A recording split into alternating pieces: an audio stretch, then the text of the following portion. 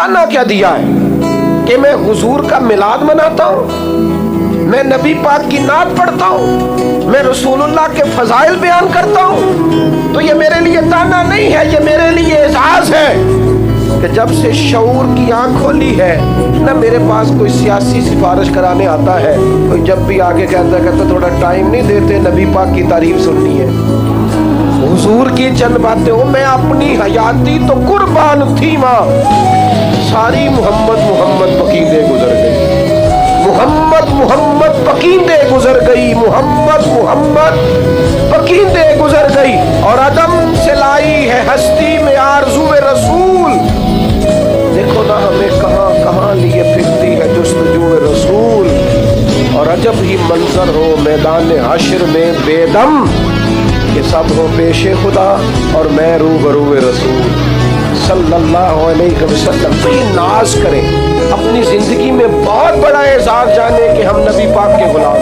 सहाबा जब ये बात करते थे तो गर्दन उठा के करते, हुजूर के गुलाम जब ये बात करते थे तो सीना कुशादा करके करते। जब वो कहते थे हम नबी पाक के गुलाम हैं तो उनकी आंखों की चमक देखने वाली होती थी, उनका बलबला, उनका तनतना, उनका दबदबा, उनके लहजे का विकार, उनके मिजाज का ठहराव, उनकी गुफ्तगू का पाकपन।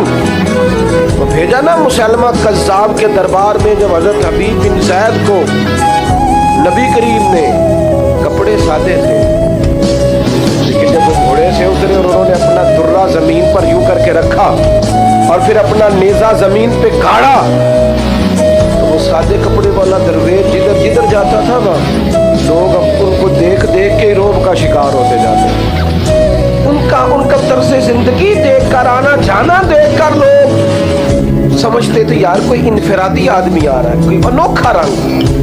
बहुत बड़ा एजाज जाने अपने लिए, सबसे बड़ा कि हम नबी पाक के गुलाम हैं। आप एजाज बनाए अपनी जिंदगी में। और कुरान मजीद ने कहा लितुमिनु बिल्लाहि व रसूलिही, अल्लाह और उसके रसूल पर ईमान लाओ।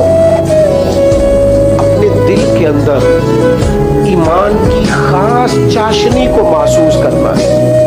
हम मुसलमान हैं। मुसलमान एक नजरियाती कौम को कहते हैं जो अकीदा तौहीद की मानने वाली, जो सिवाय रब के किसी से नहीं डरती, जिनके पास कामिल दस्तूर हयात नबी पाक के उसवा हसना की सूरत में मौजूद।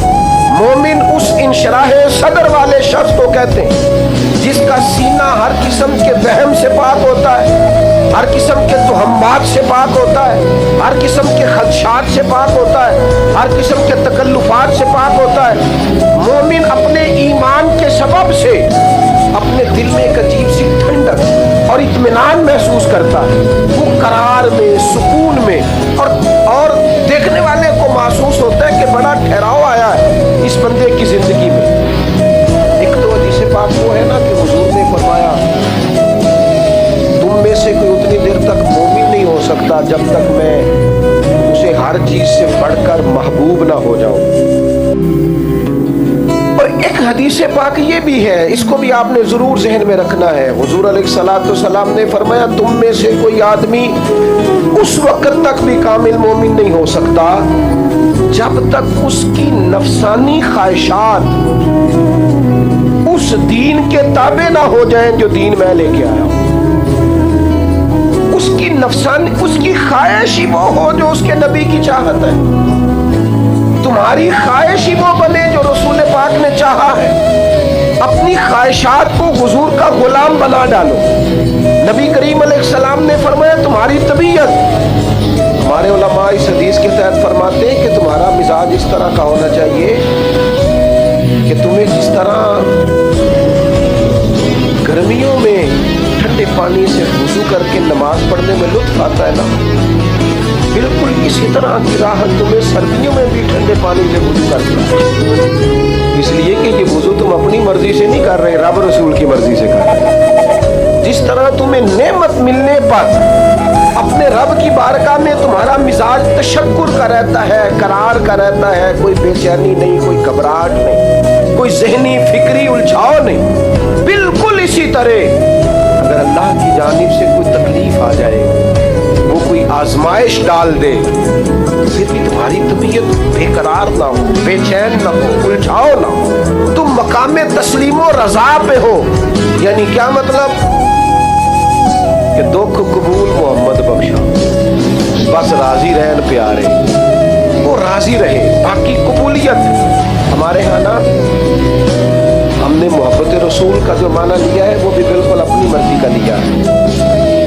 ये महफिलें, जलसे, जुलूस, इज्तिमात, नातखानी, अज़कार, नबी करीम अलैहिस्सलाम के फ़ज़ाइल शुमाइल, ये सब भी मोहब्बत रसूल के नमूने।